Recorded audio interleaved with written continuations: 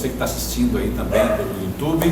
Estamos aqui na Igreja Adventista de Bom Sucesso, em Gravataí, Rio Grande do Sul. Você é nosso convidado para participar hoje conosco aqui de mais um estudo da Palavra de Deus. O pessoal aqui fugiram tudo. Vem? O pessoal que vem aqui fugiram tudo. Ah, vem. Não, mas vem sim. É que o pessoal está com medo da chuva, talvez. Se é chuva, não vai chover? Tá bom. Irmãos, então convido você que está aí assistindo, nós também que estamos aqui acompanhando. Irmão, ele esse Nós já cantamos o hino. para sapato para mim. Meu irmão, agora a gente vai ouvir. Isso. Amém. Esse hino então foi baseado no texto de Gênesis 1, verso 1, que diz assim: no princípio criou Deus e a terra. É um Deus de amor, né? Deus Mas a tem justiça tanto... também. Com certeza. Deus tem tanto amor que criou Jesus, todo esse ele universo, essa matou o terra. próprio Cristo. Convido a todos vocês, você que está assistindo também aí, para que vamos à fronte e vamos orar. Santíssimo Deus, bondoso Pai, agradecemos, Senhor, que estamos na Tua casa mais uma vez. Somos gratos, Senhor, por Tua misericórdia, por Tua paz, também por Tua orientação. Queremos, Senhor, colocar em Tuas mãos esta noite aqui no estudo da Tua palavra.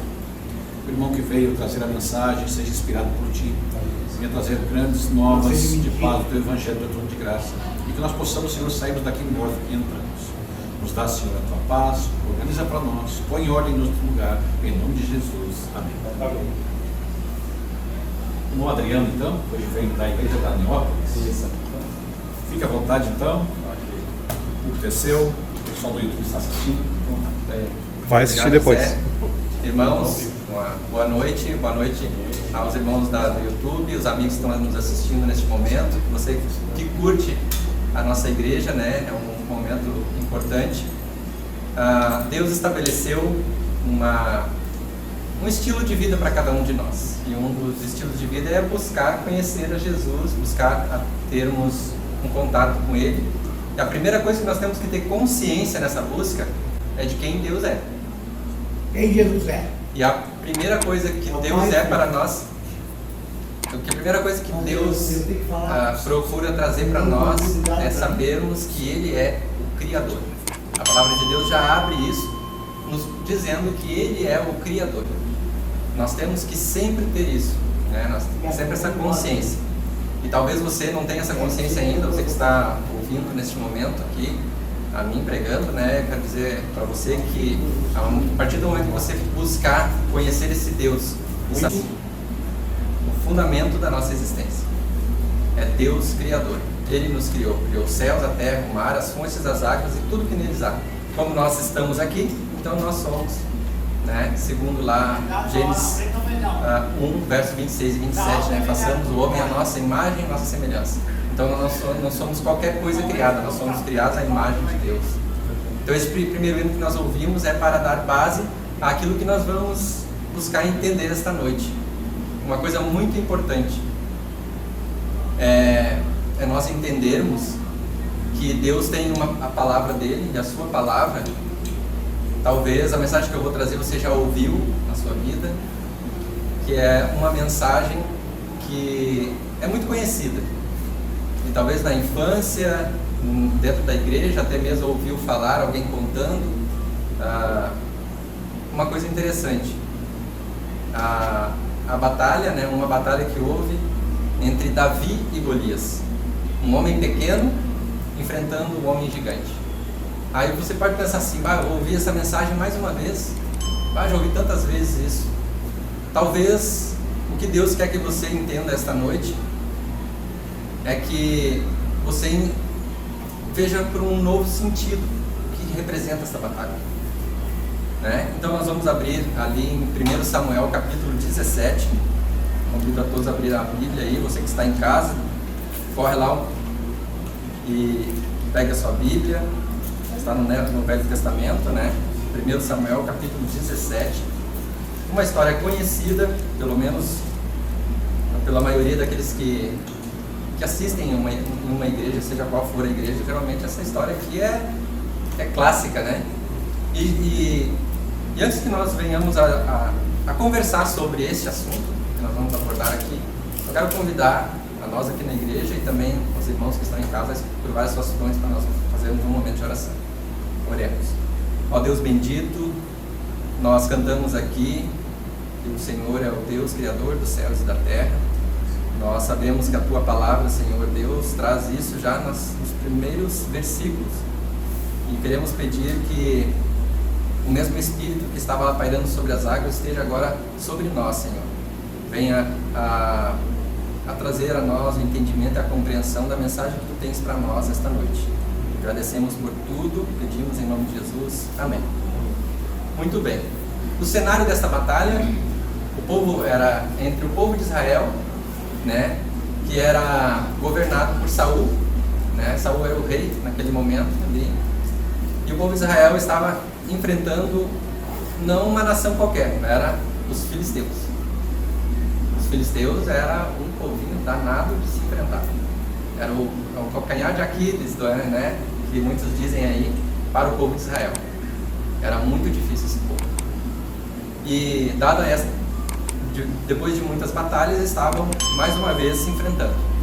Eles estavam numa região, nós vemos aqui no capítulo 17, né, ali dá uma localização. Nós não vamos falar sobre essa localização aqui, mas vamos entender que eles estavam aqui nos primeiros versos ali, do 1 até o 3, falando que eles estavam em ordem de batalha. De um lado do monte estava o povo de Israel, do outro lado estava o povo filisteu. E nessa cena aqui surge um personagem bastante diferente. O nome dele é Golias. Não vou trazer aqui as características de Golias, já que é uma história conhecida. Se você não conhece, pega a Bíblia, leia, estude ela, que você vai ter a imagem de quem era esse homem. Mas ele tinha algo aqui, ele era muito incisivo e acreditava muito no seu poder e na sua força. E aqui ele então diz ao povo de Israel, no verso 10, disse mais o filisteu, depois de outras coisas que ele falou, não vou entrar em detalhes também aqui, mas ele então, hoje ele disse: afronto as tropas de Israel, dá-me um homem, para que ambos pelejemos. Ouvindo Saul e todo Israel estas palavras do filisteu, espantaram-se e temeram muito. Um homem, não era um homem qualquer, um homem forte, de uma estatura alta, né? Quase 3 metros de altura. Não era um homem qualquer, trazia umas armas aqui bastante interessantes, né? Convido você a ler e ver ali essas armas, né, que eles estavam utilizando. Não era uma coisa qualquer. Mas o que eu quero me deter aqui é que ele trouxe pavor, sim. Tanto é que o próprio rei, um rei acostumado com guerra, vendo aquele homem, ele ficou espantado. E diante da incisiva, né, a persuasão dele com relação a enfrentar o povo de Israel ali, todo mundo ficou apavorado. Quem é agora que pode batalhar contra esse homem? Não temos ninguém do tamanho dele. Muito bem. Então, tanto é que foi uma afronta tão forte que nós vemos lá no verso 24, né? Vamos mais à frente ali. Todos os israelitas, vendo aquele homem, fugiram de diante dele e temiam grandemente. E diziam uns aos outros: vistes aquele homem que subiu? Pois subiu para afrontar a Israel. A quem o matar, o rei cumulará de grandes riquezas e lhe dará por mulher a filha. E a casa de seu pai isentará de impostos em Israel. Vejam o que este homem fez o rei prometer. O rei dar a própria filha. E dar para quem, né? Não sabia nem quem ia guerrear, nem quem ia enfrentar, então era uma coisa muito séria.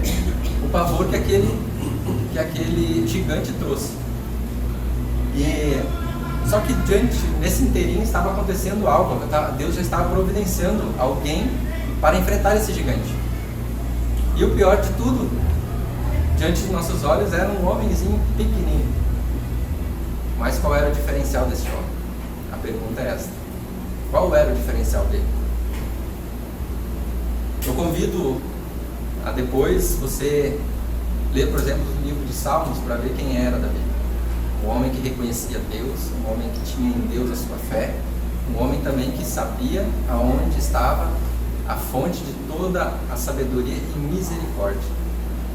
Nós, quando somos perdoados, somos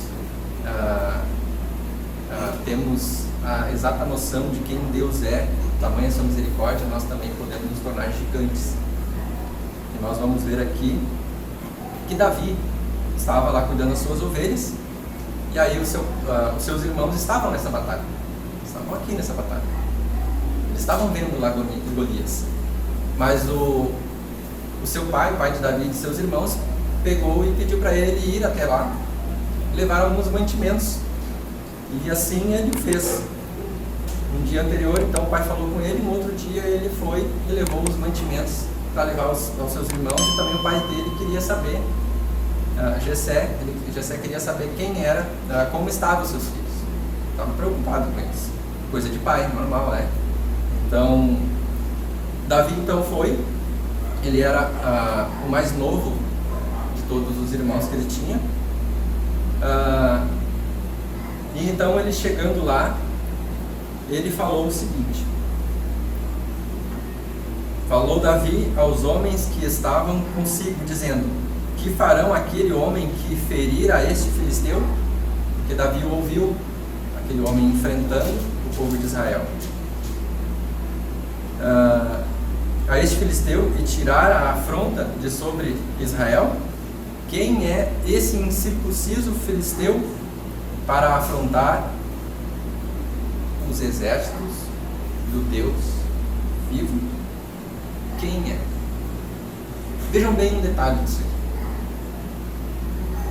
Davi tinha a exata noção a quem o povo de Israel pertencia. Eu quero fazer a pergunta: você sabe a quem você pertence? Você sabe quem é esse Deus? A pergunta é: você faz parte já do povo de Israel? Mas que Israel? O Israel de hoje é a igreja, é o povo que segue e guarda os mandamentos de Deus. Davi tinha a noção quem era esse Deus. E esse Deus era o Deus dos exércitos, o Deus vivo, não o Deus morto. E então Davi, estando ali ouvindo aquilo, ele não se conformou, ele ficou inconformado. Davi disse lá no verso 32, ou melhor, para nós nos ambientar aqui, verso 31: ouvidas as palavras que Davi falara, anunciaram-na a Saul. Então contaram a Saul o que Davi havia dito a respeito desse filisteu que vem afrontar o Deus vivo. E então Saul, anunciaram a Saul, e Saul mandou chamar Davi. E Saul disse, e Davi disse a Saul: olha que interessante, não desfaleça o coração de ninguém, não desfaleça o coração de ninguém, por causa dele, teu servo irá e pelejará contra este filisteu. Que coisa, hein? Todos se acovardam, chega um homem pequenininho lá e vai, com toda essa ousadia, enfrentar um gigante, que todos estavam tremendo de medo. E então Saul disse para ele: contra o filisteu não poderás ir. No verso 33, contra o filisteu não poderás ir para pelejar com ele, pois tu és ainda moço, e ele guerreiro desde a mocidade. Era um homem experiente na guerra. Era isso que Saul disse para Davi. Mas então, guri, tu quer fazer o que tu quer? Enfrentar. Porém, Davi novamente segue incisivamente e diz: olha, teu servo, no verso 34 ali, Davi responde a Saul: teu servo apacentava as ovelhas de seu pai, quando veio um leão e um urso e tomou um cordeiro. E aqui ele conta o quê? Que ele enfrenta esses animais, né? Um urso e um leão. Vejam que não era qualquer bicho.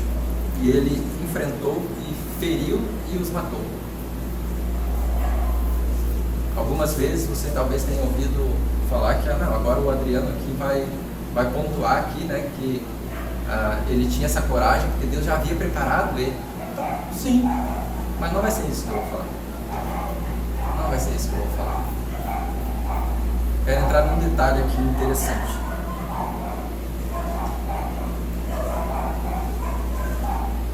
Davi sabia quem o havia livrado. E ele disse assim, verso 36: o teu servo matou tanto o leão quanto o urso. Este incircunciso filisteu será como um deles, porquanto afrontou os exércitos do Deus vivo. Mais uma vez, ele sabia quem era Deus. Ele sabia quem era Deus.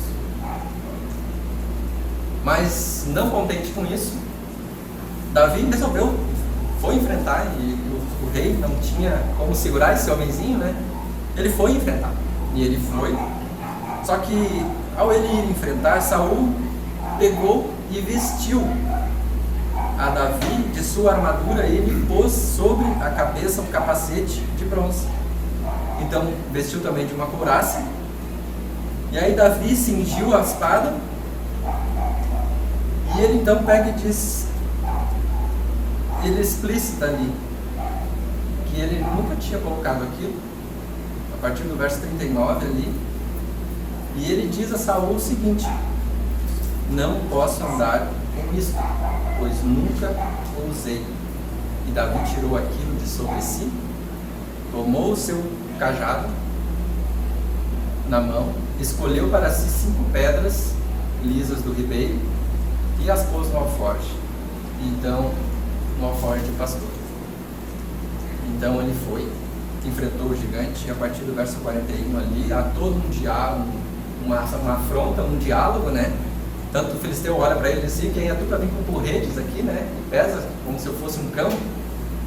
E ele diz ali que o Deus de Israel iria, ele vinha com espada e depois ele ia com o quê? Ele ia sobre o poder do Deus vivo. Mais uma vez ele sabia por quem ele estava, quem era que estava dirigindo a vida dele naquele momento e em todos os momentos da sua vida. Então, não vou contar aqui como aconteceu essa história, final, desfecho, mas eu quero entrar num detalhe. Quando Saul, mesmo ouvindo que Davi tinha uma experiência com Deus, uma experiência de livramento, Saul ainda quis acrescentar uma proteção a mais a ele, dando a sua armadura. Eu quero dizer aqui para a igreja e para os irmãos que estão assistindo através do YouTube, que é o seguinte: a armadura de uma outra pessoa, a armadura da fé de uma outra pessoa não serve a ti. Não vai dar certo a ti. A experiência espiritual é algo que deve ser buscado por ti em comunhão com o teu Deus. Não é uma experiência que se toma emprestada ou se empresta a alguém. É a sua experiência. A pergunta é: qual tem sido a sua experiência com Deus? Mas Adriano, como assim?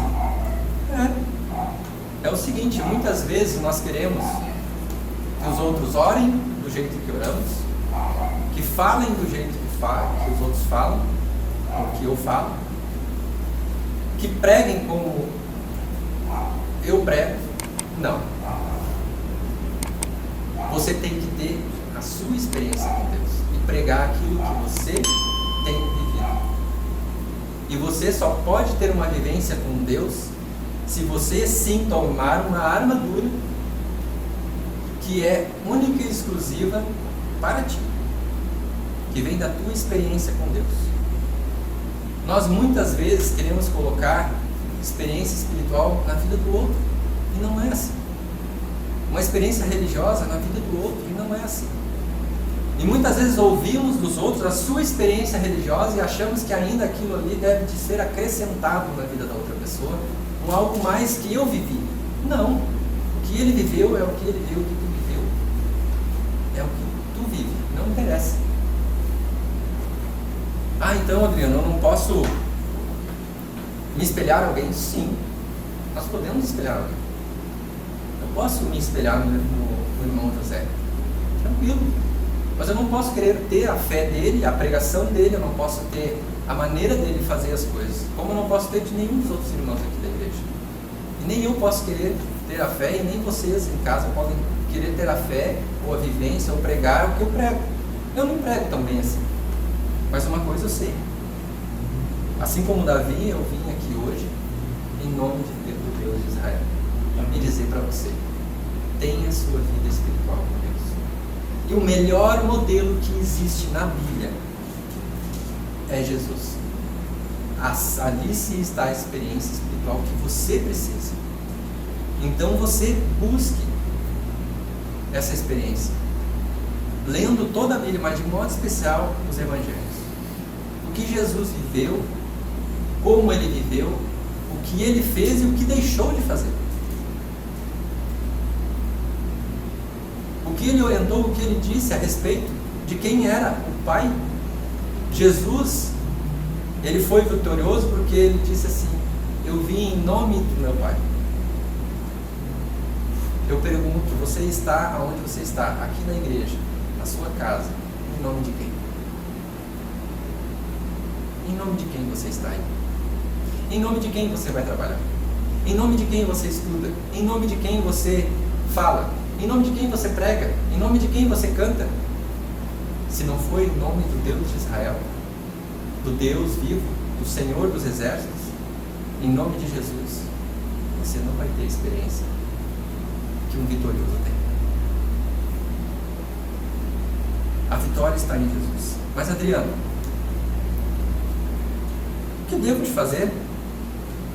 Pois bem, Paulo vai responder para nós no livro de Efésios. Eu não posso colocar a minha armadura sobre ninguém, sua experiência espiritual, porque ela não vai servir, ela vai ficar desconfortável. Talvez você pense assim: o Adriano levanta, pode me perguntar: Adriano, que hora tu te levanta para fazer oração? Eu me levanto às 4h30, 5 horas para fazer minha oração, para mim ter comunhão com Deus, e fico ali até umas 6h30, 7 horas. Muito bem, que legal, mas serve para ti? Tem cabimento para ti esse horário? Qual é o horário que tu te levanta? Qual é o horário que tu te levanta? Que hora tu vai dormir? Você já pensou que de repente você tem que ajustar o seu horário até mesmo dormir, para você ter uma comunhão com Deus? Ou talvez o seu trabalho é muito cedo, e talvez você estuda até tarde, mas nunca deixe de ter a sua experiência espiritual. Não queira imitar a mim, mas tenha a sua experiência espiritual, lendo um capítulo da Bíblia em vez de ler 2, 3. Mas tenha a sua experiência espiritual, desenvolva isso. Sabe? Nós temos uma mania de olhar e pensar que a vida religiosa, assim como a grama verde do vizinho, é muito melhor que a minha. Nós desvalorizamos a nossa experiência. Davi valorizou a sua experiência. Ele não contou para Saul uma batalha que ele não enfrentou. Saul enfrentou muitas batalhas, mas Davi não. Ele então contou o quê? Olha, eu enfrentei um leão e um urso. Era a experiência dele. E ele sabia de onde veio a vitória dele.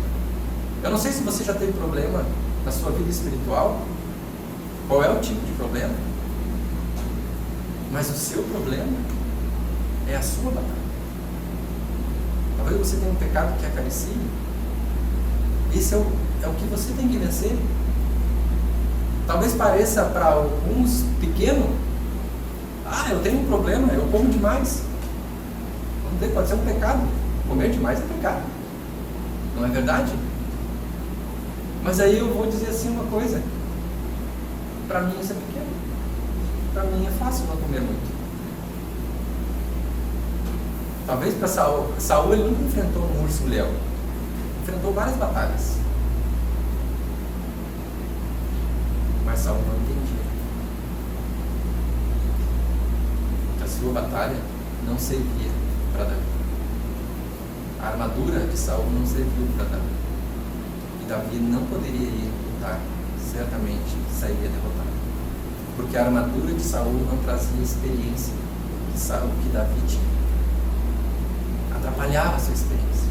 Tenha a sua experiência com Deus. Em Efésios capítulo 6 nos ensina a ter essa experiência com Deus. Efésios capítulo capítulo 6.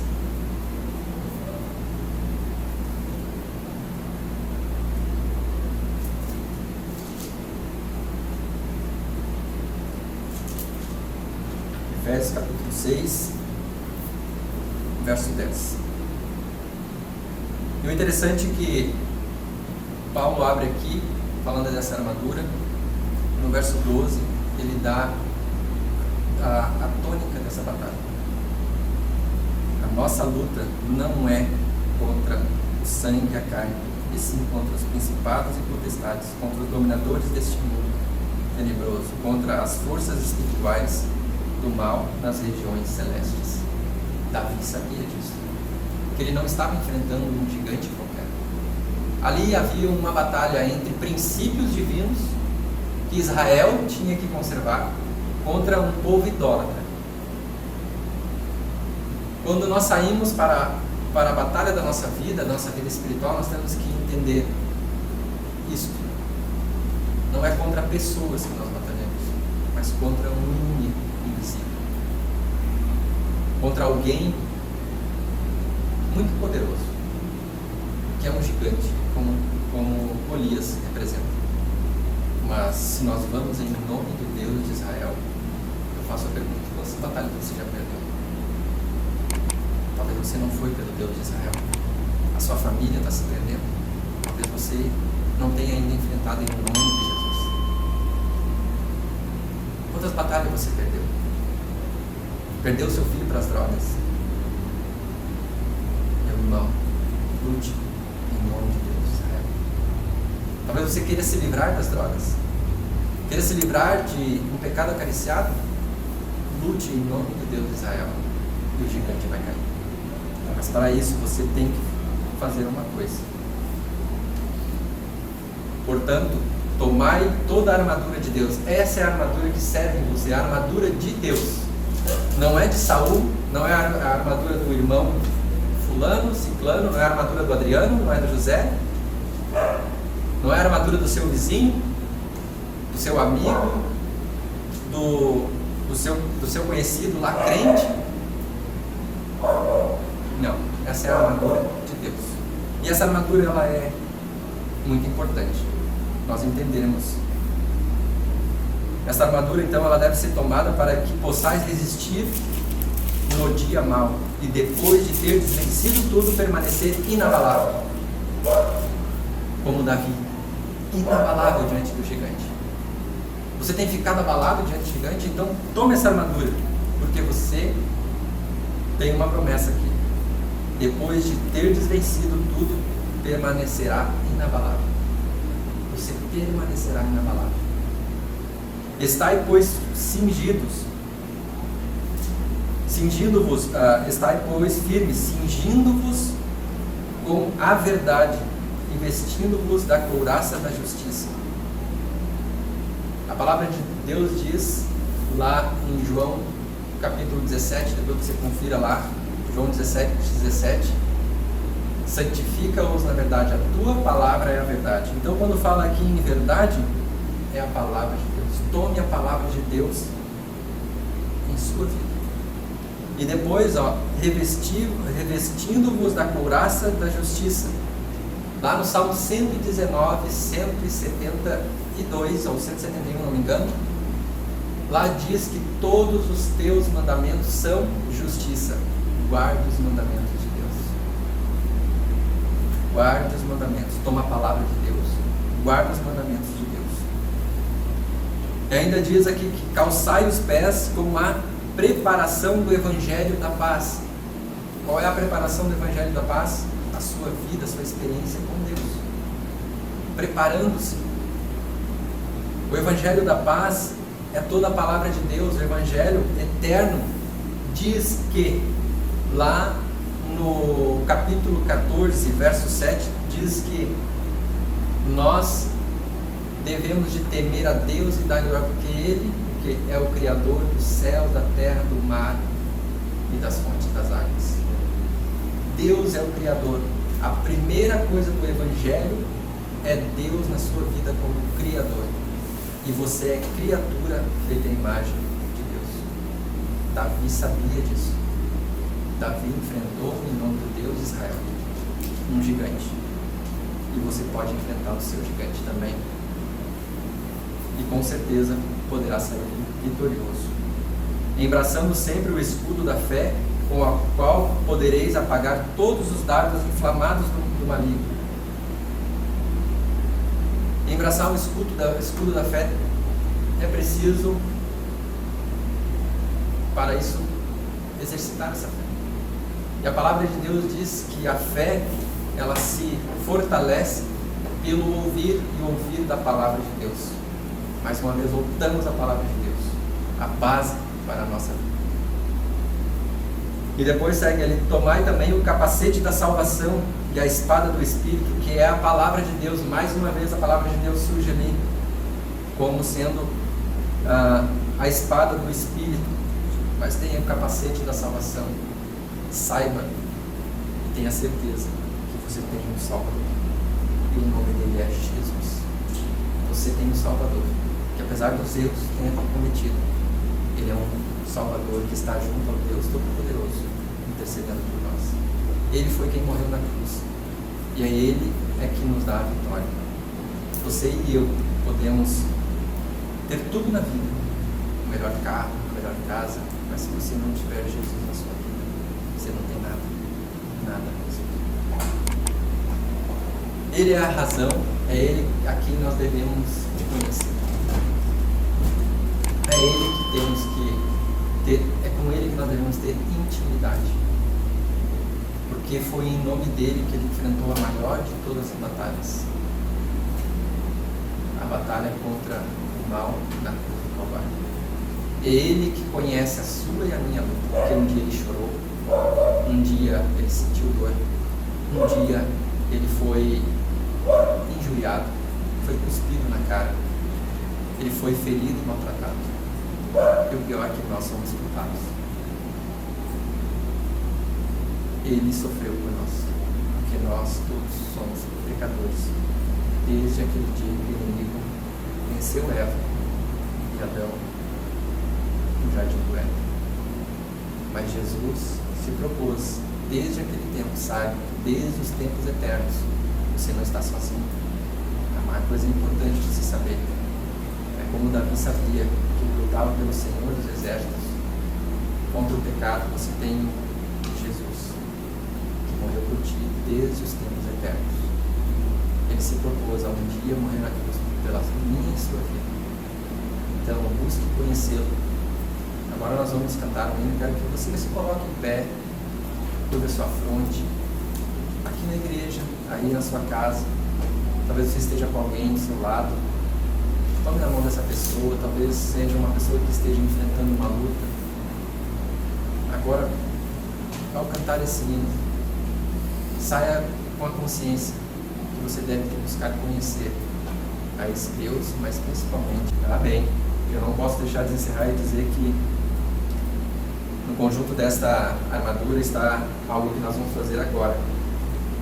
Aqui diz que com toda oração e súplica, orando em todo o tempo no Espírito, e para isto vigiando com toda perseverança e súplica por todos os santos. Ore pela sua vida, ore pelas pessoas que estão ao seu redor, ore por um irmão, por um amigo, por um parente, ore por quem está numa luta que talvez não compreenda ainda, mas você pode ser um instrumento para ajudar. Seja a fé que você vive, seja qual for a fé que você vive, mas dê este passo. Tome a palavra de Deus em tuas mãos, tome o capacete da salvação, a couraça da justiça, tome para si o escudo da fé, pregue o evangelho da paz, tome a palavra de Deus o tempo todo, e para finalizar, ore. E é isso que vamos fazer agora. Convido os irmãos para nós orarmos, você também em casa. Ó querido Deus, obrigado, Pai, pelas histórias que há na Tua palavra, e não são contos da carochinha, são verdades, Senhor. Tanto é que milhares e milhares de pessoas já foram transformadas por esta palavra, já foram transformadas porque tomaram a armadura de Deus, começaram a buscar a Tua palavra, começaram a buscar viver os Teus princípios, e então tiveram as suas vidas restauradas. Talvez não tenham conseguido ter paz no primeiro momento. Quer dizer, não conseguiram mudar a circunstância do primeiro momento, mas tiveram uma paz no coração. Ó Senhor Deus, eu estou aqui diante de irmãos, estou aqui diante de espectadores. Quero te pedir, Senhor Deus, que neste momento, esta pessoa que está orando comigo, venha, Senhor, ter uma experiência desta paz segundo a tua promessa, Pai. Senhor Deus, toma o coração dessa pessoa, que ela tenha certeza que ao invocar o teu nome, ela não estará batalhando sozinha, ela estará batalhando com o Senhor dos Exércitos, Deus de Israel, aquele que deu a vitória a Davi também, dará a vitória a este homem, a esta mulher, sobre tudo que essa pessoa enfrenta, Senhor. Um problema financeiro, um problema com as drogas, um filho que está afastado da família. Senhor Deus, estende as tuas santas mãos, Senhor, talvez seja um desemprego. Senhor, estenda as tuas santas mãos ao Senhor e dê a certeza a essa pessoa que o Senhor, embora que amanhã essa pessoa não tenha um emprego, não tenha a solução do seu problema, mas que ela tenha a certeza que o Senhor está no controle das coisas, que a paz que vem do alto dos céus, que excede todo entendimento, seja dada a esta pessoa que ora comigo neste momento, Senhor. A cada um dos nossos irmãos aqui na igreja, Senhor, cada um busca a sua armadura, e que nós não venhamos a ter, Senhor, a petulância de querer colocar a nossa experiência, a nossa vida espiritual na vida do outro, mas que venhamos a buscar a armadura verdadeira que vem de Ti, Senhor Deus. Dê essa experiência a cada um de nós e nos leve para nossas casas, Senhor. Guarde os que já estão em suas casas, protege-os em nome de Jesus. Amém. Amém.